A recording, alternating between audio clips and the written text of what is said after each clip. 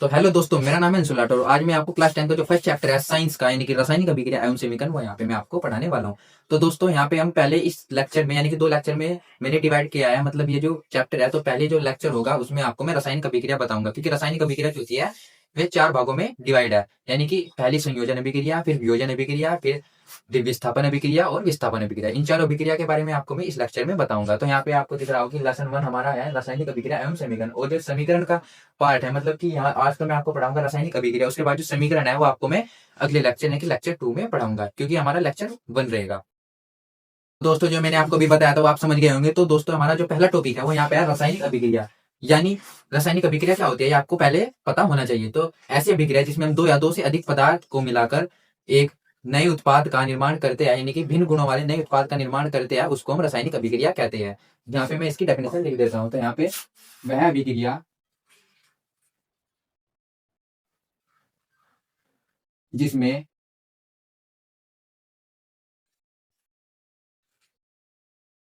एक या एक से अधिक पदार्थ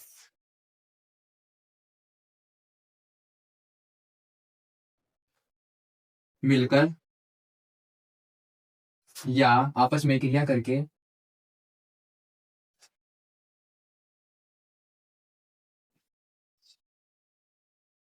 भिन्न गुणों वाले नए पदार्थ का निर्माण करते हैं,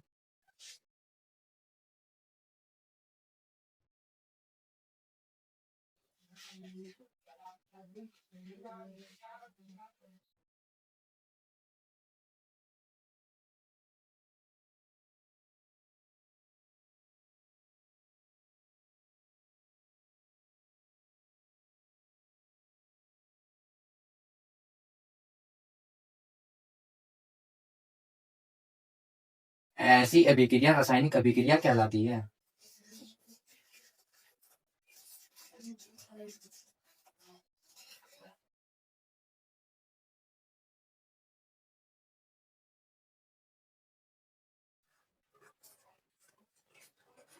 तो डेफिनेशन तो दोस्तों आपको समझ में आ गई होगी कि हमने क्या कहा है कि वह अभिक्रिया जिसमें एक या एक से अधिक पदार्थ मिलकर या आपस में क्रिया करके भिन्न गुणों वाले नए पदार्थ का निर्माण करते हैं, तो ऐसी अभिक्रिया रासायनिक अभिक्रिया कहलाती है। जैसे यहाँ पे आप देख सकते हो सोडियम प्लस क्लोरीन, इनसे मिलकर यहाँ पे जो बन जाता है, यहाँ पे हो जाता है NaCl। यानी ये एक लवण है। ये मैं आगे जाकर आपको बताऊंगा कि लवण क्या होता है और मतलब साल्ट क्या होता है। इसको इंग्लिश में साल्ट कहते हैं, लवण। तो यहाँ पे जो सोडियम है, ये क्लोरीन है, और इनसे आपस में जो क्रिया कराई है यहाँ पर हमारे पास NaCl बन गया है, जिसको हम नमक भी कहते हैं। तो यहाँ पे इस इन्हें जो कहते हैं, इन्हें तो अभिकारक कहते हैं।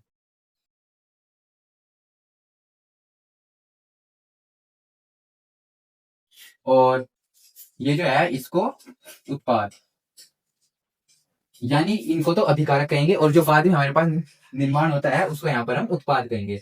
तो आपको ये जो रासायनिक अभिक्रिया है इसकी डेफिनेशन और आपका एग्जांपल समझ में आ गया होगा। जैसे यहाँ पर कार्बन है और O2 है, इसकी जब हम कार्बन के साथ ऑक्सीजन की रिएक्शन कराएंगे तो हमारे पास यहाँ पर CO2 बनेगा, और ये आप जानते होंगे इसको कहते हैं कार्बन डाइऑक्साइड। यानी कि हमारे पास अभिकारक है और ये हमारे पास उत्पाद है।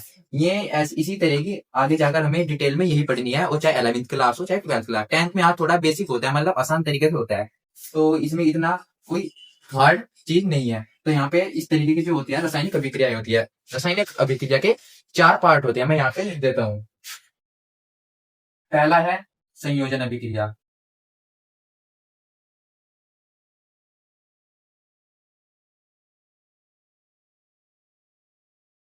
दूसरा है वियोजन अभिक्रिया,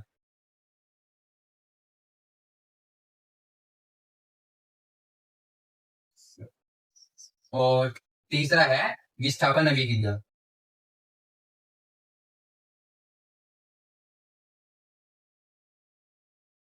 और चौथा है द्वि विस्थापन अभिक्रिया।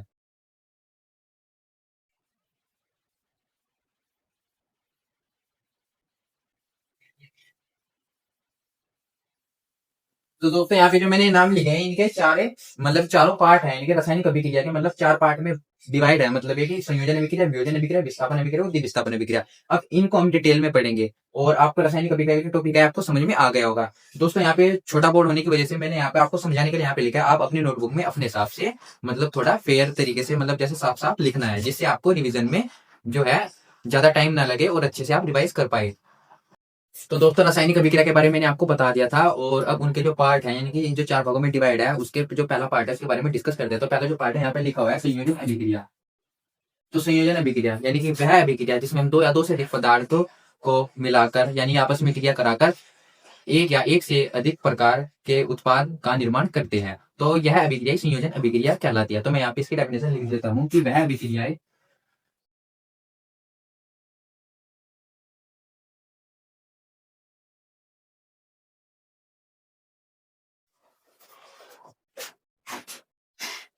जिसमें दो या दो से अधिक पदार्थ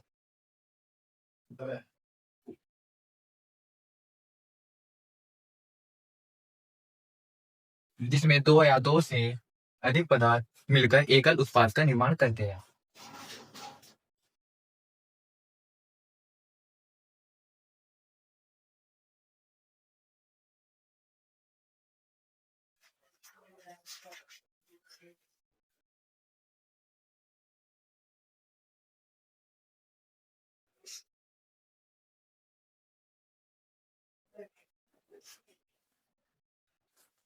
ऐसी अभिक्रिया संयोजन अभिक्रिया कहलाती है।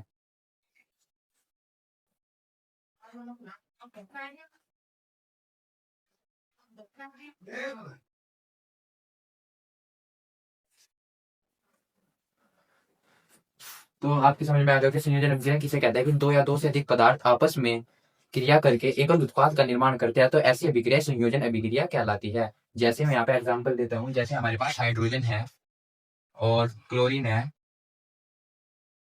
तो हाइड्रोजन की क्लोरीन की अभिक्रिया से हमारे पास HCl बनता है, यानी कि यह एक अम्ल है, एसिड। तो यह जो अभिक्रिया है संयोजन अभिक्रिया है, यह हमारे पास यहाँ पर सोडियम है प्लस क्लोरीन, इससे हमारे पास NaCl बन चुका है। तो यह अभिक्रिया संयोजन अभिक्रिया कहलाती है, और वियोजन अभिक्रिया इसके ठीक विपरीत है। तो दोस्तों मैंने आपको संयोजन अभिक्रिया के बारे में बता दिया और उसका एग्जांपल भी करा दिया कि संयोजन अभिक्रिया किसे कहते हैं। उसके बाद हमारे पास आती है वियोजन अभिक्रिया। आपको मैंने बताया कि वियोजन अभिक्रिया जो होती है वो संयोजन अभिक्रिया के ठीक विपरीत होती है। यानी कि जो वियोजन अभिक्रिया होती है वह ऐसी अभिक्रिया होती है जिसमें एक पदार्थ दो या दो से अधिक सरल उत्पादों में टूट जाता है, तो ऐसी अभिक्रिया वियोजन अभिक्रिया कहलाती है। या उष्मा में या प्रकाश में या विद्युत में, इन तीनों के कारण होती है। तो मतलब जो वियोजन अभिक्रिया है उसके भी तीन पार्ट होते हैं, यानी कि एक ऊष्मीय अभिक्रिया, एक विद्युत अभिक्रिया और एक प्रकाशीय अभिक्रिया। तो पहले मैं आपको वियोजन अभिक्रिया के बारे में बता देता हूँ। तो यहाँ पे जो वियोजन अभिक्रिया है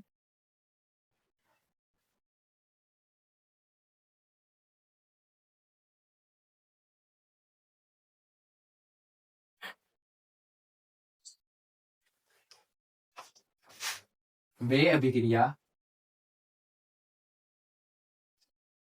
या हम लिख सकते हैं वह अभिक्रिया जिसमें कोई यौगिक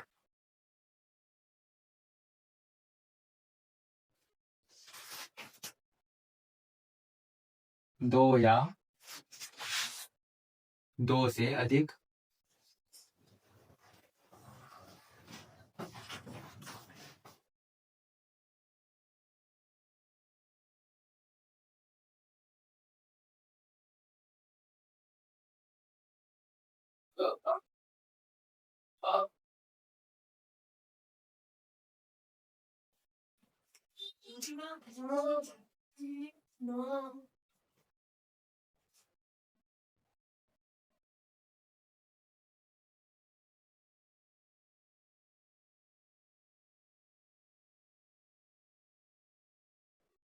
दोस्तों जैसे मैंने यहाँ पे लिखा कि वह अभिक्रिया यानी कि जो वियोजन अभिक्रिया होती है वह ऐसी अभिक्रिया होती है जिसमें कोई यौगिक दो या दो से अधिक पदार्थों में टूट जाता है, और ऐसी अभिक्रिया ही वियोजन अभिक्रिया कहलाती है। जैसे यहाँ पे हमारे पास जो NaCl है, NaCl यानी कि सोडियम क्लोराइड, इसको अगर हम विद्युत या प्रकाश या किसी भी अन्य हिसाब से मतलब जैसे विद्युत में ये विद्युत प्रकाश जो होता है, जैसे विद्युत या प्रकाश या उससे किसी से भी कराते हैं, तो यहाँ पर ये सोडियम क्लोराइड है, सोडियम प्लस, यहाँ पे आपको दिख गया कि जो सोडियम क्लोराइड है यहाँ पे सोडियम और क्लोरीन में टूट चुका है। तो ऐसी अभिक्रिया जो हमारे पास बताई गई है कि वो वियोजन अभिक्रिया होता है, या फिर यहाँ पे जैसे HCl है, यहाँ पर H2 प्लस Cl2 इसमें टूट गया, तो ऐसी अभिक्रिया यहाँ पे जो हमारे पास हो गई वियोजन अभिक्रिया हो गई। यह 3 प्रकार की होती है। यहाँ पे मैं इसे पार्ट लिख देता हूँ। यहाँ पे जो पहली अभिक्रिया है, मतलब इसके जो पार्ट है वियोजन अभिक्रिया के, यहाँ पर प्रकाशीय अभिक्रिया,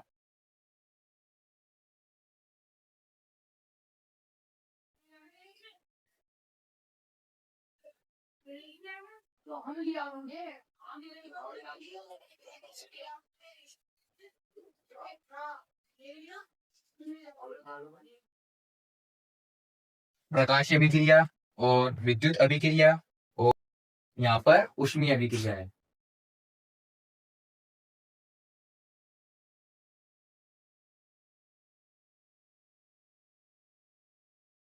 यानी ये जो यहाँ पे मैंने जो इसके 3 पार्ट यहाँ पे लिखा है, ये वियोजन अभिक्रिया के भी पार्ट है। यहाँ पे आपको समझ में आ गया कि वियोजन अभिक्रिया क्या होती है। संयोजन, संयोजन और वियोजन एक दूसरे की विपरीत है, मैंने आपको बता दिया था। तो यहाँ पे अब हम इन जो प्रकाश अभिक्रिया है, विद्युत अभिक्रिया है, ऊष्मीय अभिक्रिया, इन तीनों पार्ट के बारे में डिस्कस करेंगे कि यही वे अभिक्रिया है जिनसे हम किसी यौगिक को 2 या 2 से अधिक भागों में वियोजित कर सकते हैं, यानी कि तोड़ सकते हैं। यही वह अभिक्रिया है। तो अब हम इनके बारे में पढ़ते हैं। तो दोस्तों मैंने आपको वियोजन अभिक्रिया के बारे में बता दिया होगा, उनके जो पार्ट है 3 पार्ट, उनके बारे में मैंने आपको बता दिया। तो चलिए अब उनके पार्ट के बारे में जानते हैं कि वियोजन अभिक्रिया 3 प्रकार से होती है, तो ऊष्मीय अभिक्रिया से, या फिर विद्युत अभिक्रिया से, या फिर किससे, तीसरी मैंने आपको बताई है प्रकाशीय अभिक्रिया से। तो पहले हम यहाँ पर कौन सी अभिक्रिया पढ़ेंगे, ऊष्मीय अभिक्रिया। तो ऊष्मीय अभिक्रिया जो है अभिक्रिया है, यहाँ पे मैं लिख देता हूँ।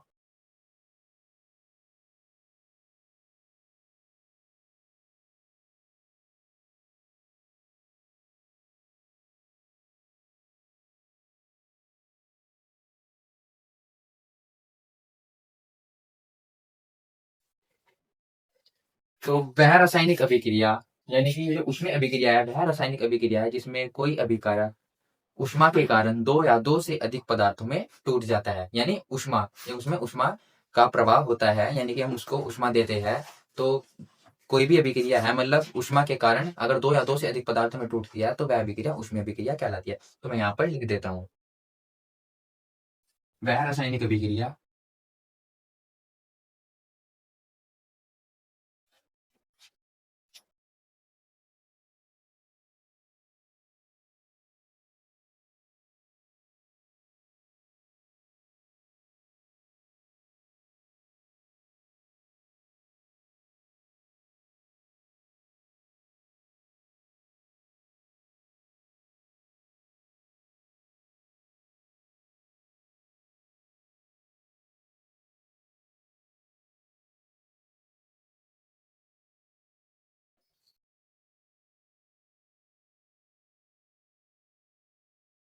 दो या दो से अधिक पदार्थों में टूट जाता है।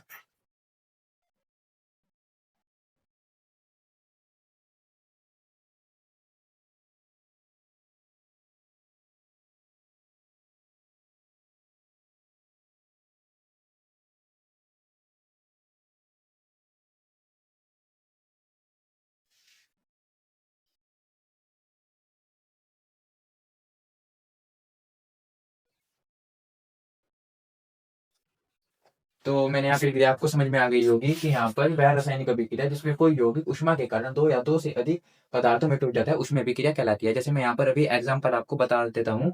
यहाँ पर जैसे कैल्शियम कार्बोनेट है, जब हम इसको ऊष्मा देते हैं वह रासायनिक अभिक्रिया, जैसे इसके मतलब इसके मुताबिक, जैसे यहाँ पर कैल्शियम कार्बोनेट है, कैल्शियम कार्बोनेट को हम यहाँ पर 2 भागों में विभाजित कर सकते हैं, किसके कारण, ऊष्मा के कारण। तो यहाँ पर जैसे यहाँ पर कैल्शियम ऑक्साइड, इसको क्या बोलते हैं, कैल्शियम ऑक्साइड, यानी कि कैल्शियम कार्बोनेट जो है उसको हमने ऊष्मा दी है और ऊष्मा देकर हमने उसको 2 भागों में विभाजित किया है, एक तो कैल्शियम ऑक्साइड और दूसरा कार्बन डाइऑक्साइड। तो यहाँ पर हम लिख देते हैं कार्बन डाइऑक्साइड, इसको क्या किया है, कैल्शियम ऑक्साइड।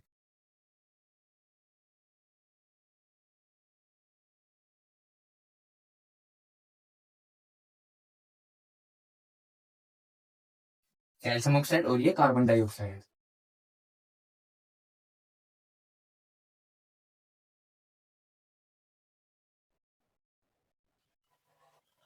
तो दोस्तों यहाँ पे ये जो एग्जाम्पल है आपको समझ में आ गया होगा कि उसमें अभिक्रिया यानी कि ज्यादा एग्जाम्पल की जरूरत नहीं है। और मैंने आपको बताया था जैसे आपके पास अगर कोई क्वेश्चन रासायनिक यानी कि चैप्टर में से आपके दो तरह से क्वेश्चन आ सकते हैं, एक तो 2 नंबर 3 नंबर में जिसमें आपको पूछ सकते हैं कि रासायनिक अभिक्रिया किसे कहते हैं, और कुछ और भी पूछ सकता है कि एग्जाम्पल देके बताया। अगर आता है 2 से 3 नंबर में तो आपको क्या करना है, रासायनिक अभिक्रिया की परिभाषा लिख देनी है और 1 से 2 एग्जाम्पल लिख देने हैं अगर आता है सिर्फ 2 नंबर में। लेकिन अगर यही क्वेश्चन 6 नंबर में आता है रासायनिक अभिक्रिया किसे कहते हैं, इसके उदाहरण सहित हमें बताइए, विस्तार से बताइए, तो पहले हमको रासायनिक अभिक्रिया की जो डेफिनेशन है वो लिखनी पड़ेगी। फिर उसके बाद जो 4 इसके पार्ट है जो मैंने आपको बताए हैं और मैं अभी करवा रहा हूँ, जो कि 2 हमने करवा दिया है, दूसरा चल रहा है, ये चारों पार्ट आपको लिखने होंगे और इनकी डेफिनेशन और उनके एग्जाम्पल के साथ, जब जाके आपको 6 नंबर पूरे दिए जाएंगे।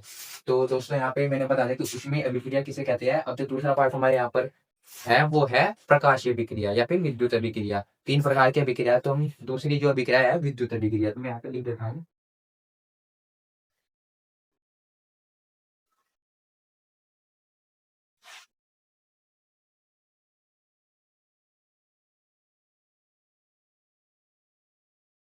वह अभिक्रिया जिसमें यौगिक के जलीय विलयन में विद्युत धारा प्रवाहित करने पर वह दो या दो से अधिक पदार्थों में टूट जाती है। मैं यहाँ पर लिख देता हूँ, वह अभिक्रिया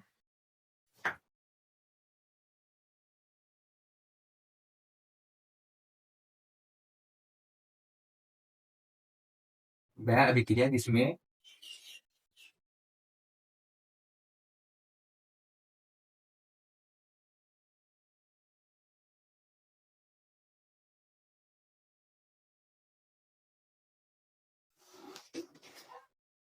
यहाँ पे मैंने जलीय विलयन लिखा है, आप इसको थोड़ा सही कर लेना।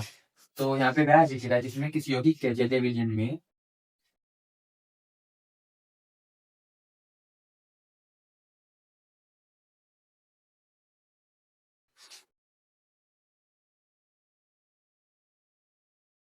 विद्युत धारा प्रवाहित करने पर वह दो या दो से अधिक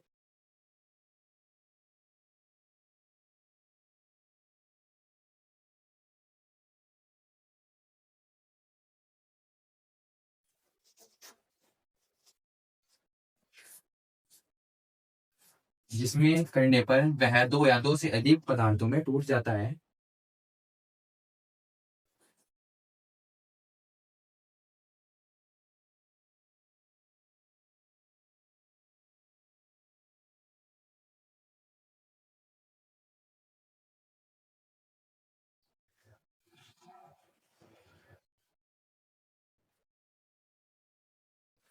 यहाँ पे आपको दिख रहा होगा कि विद्युत अभिक्रिया वह अभिक्रिया जिसमें किसी यौगिक के जलीय विलयन में विद्युत धारा प्रवाहित करने पर वह दो या दो से अधिक पदार्थों में टूट जाता है, विद्युत अभिक्रिया कहलाती है। मैं हर डेफिनेशन को 2 से 3 बार रिवाइज यानी कि आपको रिवाइज भी करवा रहा हूँ और आपको समझ आनी चाहिए। तो यहाँ पे मैं इसका जैसे एग्जाम्पल यहाँ पे मैं यह बता देता हूँ। जैसे यहाँ पर 2KCl यानी कि पोटेशियम क्लोराइड, हमारे पास यहाँ पे पोटेशियम क्लोराइड है, इसको हम इसके जलीय विलयन में विद्युत धारा प्रवाहित करते हैं तो यह 2 पार्ट में डिवाइड हो जाता है। यहाँ पर मैं आपको बता देता हूँ, जैसे यहाँ पर पोटेशियम प्लस क्या बचा हमारे पास क्लोरीन। तो यहाँ पे आपको समझ में आ गया कि विद्युत अभिक्रिया मैंने आपको बता दिया है, ऐसी अभिक्रिया है। तो दोस्तों मैंने वियोजन अभिक्रिया के 3 पार्ट है जिनमें से मैंने 2 के बारे में आपको बता दिया। तो जो लास्ट पार्ट बचा है वो है प्रकाश अभिक्रिया। इसकी डेफिनेशन कैसे बनाएंगे हम, इसकी डेफिनेशन बनाएंगे वह वियोजन अभिक्रिया, एक वह अभिक्रिया ऐसे भी लिख सकते हैं। तो वह वियोजन अभिक्रिया जिसमें किसी यौगिक को प्रकाश द्वारा दो या दो से अधिक भागों में तोड़ा जाता है या दो या दो से अधिक पदार्थों में तोड़ देते हैं, तो यह अभिक्रिया प्रकाश अभिक्रिया कहलाती है। ऐसे यहाँ पे हम डेफिनेशन पे हम लिख देंगे कि प्रकाश अभिक्रिया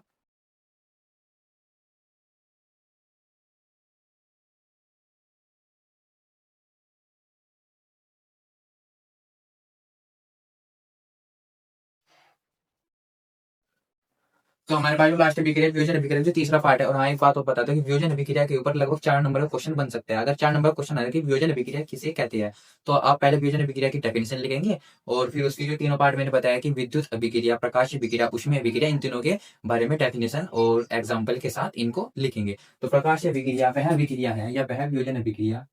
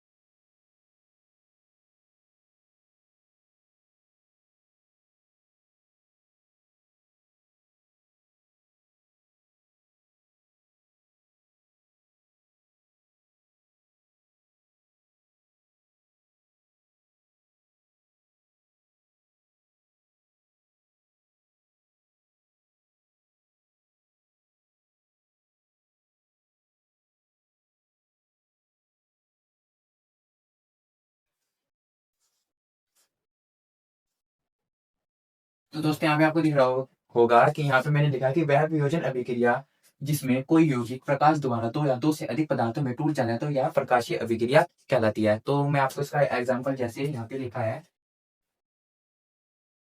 2AgCl, ये हमारे पास यौगिक है और इसके हम प्रकाशीय अभिक्रिया कराएंगे तो ये हमारे पास 2Ag प्लस Cl2 में टूट जाएगा। तो बस आपको ज्यादा कुछ नहीं लिखना है, इतना भी लॉन्ग क्वेश्चन नहीं आएगा। तो यहाँ पे आपको लिख देना है जैसे वियोजन अभिक्रिया इसके 3 पार्ट के बारे में लिख देना है, 4 नंबर में क्वेश्चन आता है।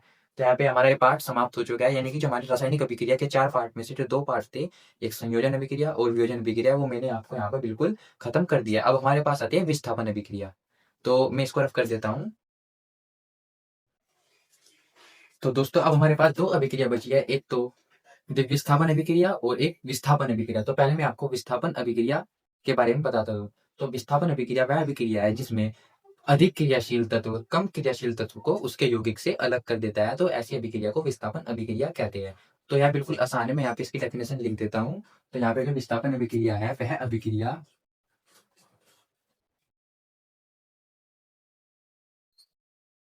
जिसमें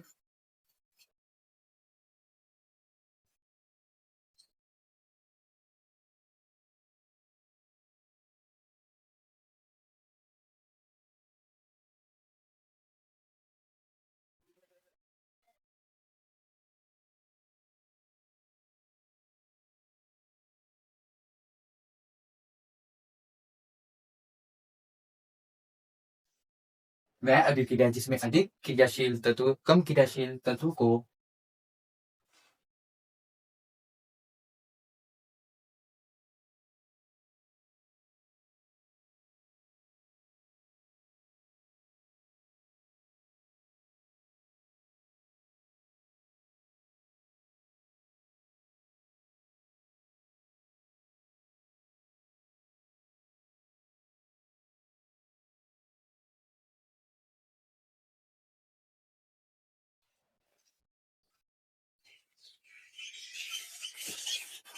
तो यहाँ पे आपके समझ में आ रहा हो कि वह अभिक्रिया जिसमें अधिक क्रियाशील तत्व कम क्रियाशील तत्व को उसके यौगिक से अलग कर देता है, तो ऐसी अभिक्रिया जो हमारे पास होती है वे विस्थापन अभिक्रिया कहलाती है।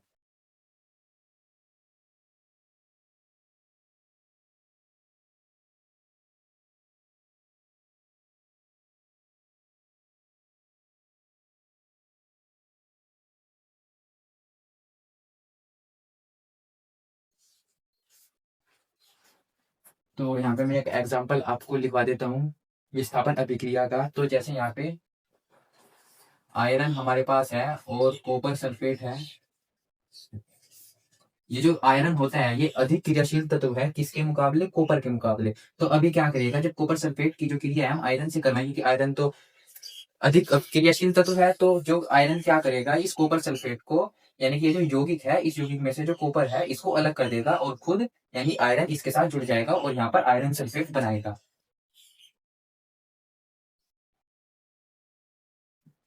ऐसा क्यों हुआ, क्योंकि जैसा कि यहाँ पे लिखा है कि वह अभिक्रिया जिसमें अधिक क्रियाशील तत्व कौन सा है, आयरन है, और कम क्रियाशील तत्व को यानी कम क्रियाशील तत्व कौन सा है, कॉपर है, इसके यौगिक से अलग कर, क्योंकि क्या है एक यौगिक है। ऐसे ही मैं एक एग्जांपल आपको और लिखवाता हूँ।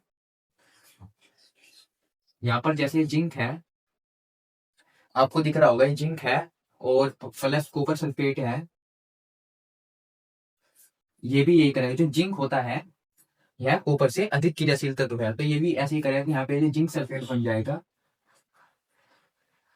प्लस यहाँ पर कॉपर बाहर निकल जाएगा, यानी कि इससे अलग हो जाएगा। आप अब ये सोच रहे हो कि हमें कैसे पता लगेगा कि कौन सा अधिक क्रियाशील तत्व है और कौन सा कम क्रियाशील तत्व है। इसके बारे में अभी आपको इतनी डिटेल में पढ़ने की जो है जरूरत नहीं है, क्योंकि 10th क्लास के लेवल का ही यहाँ पे हमें पढ़ाना है। क्योंकि यहाँ पे क्योंकि ज्यादातर जो 10th क्लास का बोर्ड का पेपर है उसमें थ्योरी बेस्ड सवाल ही आते हैं। हाँ, अगर 11th में आप अगर पीसीएम या पीसीबी लेते हो तो केमिस्ट्री में आपको न्यूमेरिकल देखने को मिलेंगे, और ऐसे ही न्यूमेरिकल बहुत अच्छे तरीके से मिलते हैं। उसमें आपको क्वेश्चन भी लगानी होती है और थ्योरी भी याद करनी होती है। लेकिन जो 10th क्लास का लेवल है उसमें हमें थ्योरी पक्की याद करनी होगी, इसी वजह से हमें नंबर मिलेंगे। तो जैसे जैसे मैं लिखवा रहा हूँ आप अपने नोटबुक में ऐसे ही लिखना साफ तरीके से। यहाँ तो थोड़ा राइटिंग मेरी थोड़ी ऐसी है, लेकिन मैं आपको समझाता अच्छी तरीके से रहा हूँ, तो आप थोड़ा ऐसे ही साफ तरीके से लिखना। तो दोस्तों आपकी समझ में आ गया होगा कि विस्थापन अभिक्रिया किसे कहते हैं। तो अब मैं इसको रफ करता हूँ और यहाँ पर द्वितीय विस्थापन अभिक्रिया के बारे में आपको बताता हूँ। अब हमारे पास द्वितीय विस्थापन अभिक्रिया जो कि लास्ट अभिक्रिया इस पार्ट की जो मैं आज पढ़ाने वाला हूँ, लास्ट टॉपिक बचा है द्वितीय विस्थापन अभिक्रिया। तो मैं इसके बारे में आपको भी बता देता हूँ। तो द्वितीय विस्थापन अभिक्रिया वह अभिक्रिया होती है जिसमें अभिकारकों के बीच आयनों का आदान प्रदान होता है। यानी मैं यहाँ पे लिख देता हूँ कि द्वितीय विस्थापन अभिक्रिया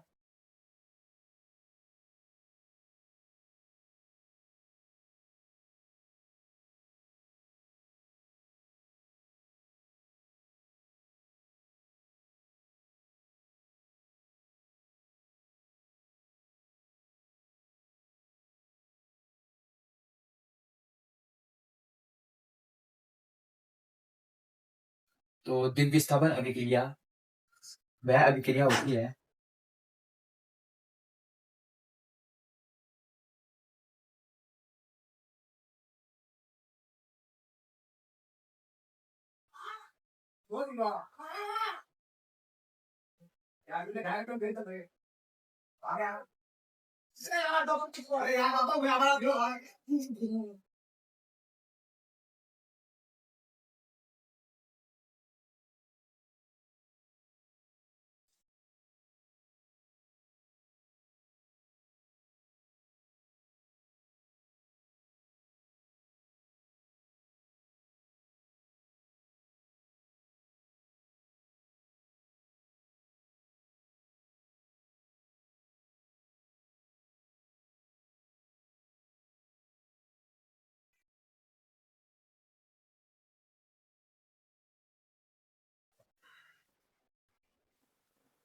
दोस्तों। यहाँ पे मैंने इसकी डेफिनेशन लिख दिया है कि वह अभिक्रिया होती है जिसमें अभिकारक के बीच, अब यहाँ पे थोड़ा एक्स्ट्रा साउंड आ रहा होगा आपको, उसके लिए माफी चाहता हूँ।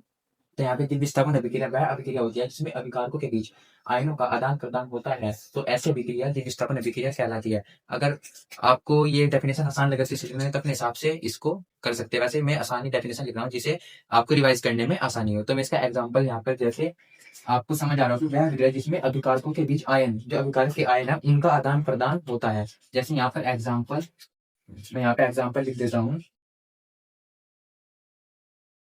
Sodium sulphate plus barium chloride. यानी कि जो सोडियम आयन है और यहाँ पर बैरियम आयन है इनके बीच आदान प्रदान होगा। तो यहाँ पर क्या बन जाएगा, बैरियम सल्फेट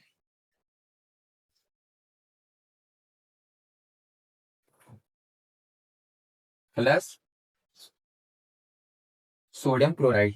तो यहाँ पर द्वितीय विस्थापन अभिक्रिया को बस इतना है कि वह अभिक्रिया होती है जिसमें अभिकारक के बीच आयनों का आदान प्रदान होता है। तो ऐसी अभिक्रिया द्वितीय विस्थापन अभिक्रिया कहलाती है। और यहाँ पे मैंने इसका एग्जाम्पल लिखा है जैसे सोडियम सल्फेट और बैरियम क्लोराइड। यानी कि इनका जब आयनों का आदान प्रदान होगा, यानी कि जो बैरियम आयन है वो सल्फेट के साथ जुड़ जाएगा और जो सोडियम आयन है वो क्लोराइन, वो क्या नाम, यहाँ पे क्लोरीन के साथ जुड़ जाएगा। तो आपके समझ में आ रहा होगा। तो यहाँ पर यह लेक्चर अब आज समाप्त करते हैं। तो इससे अगले लेक्चर में हम यहाँ पर अपचयन अभिक्रिया, उपचयन अभिक्रिया जो भी होती है, उष्माक्षेपी या जितनी भी अभिक्रिया जो भी बची है, या रासायनिक समीकरण जो है उन्हें संतुलित करना, इन सभी के बारे में अगले लेक्चर में आपको बताएंगे। तो लेक्चर कैसा लगा कमेंट में जरूर बताना। अगर कुछ कमी रही होगी तो कमेंट में जरूर बताएं कि हाँ सर आपने इसमें ये नहीं पढ़ाया और ऐसे ऐसे किया है, जिससे हमें पता लगे अगली बार जो लेक्चर हम बनाए उसमें और अच्छी आसानी हो।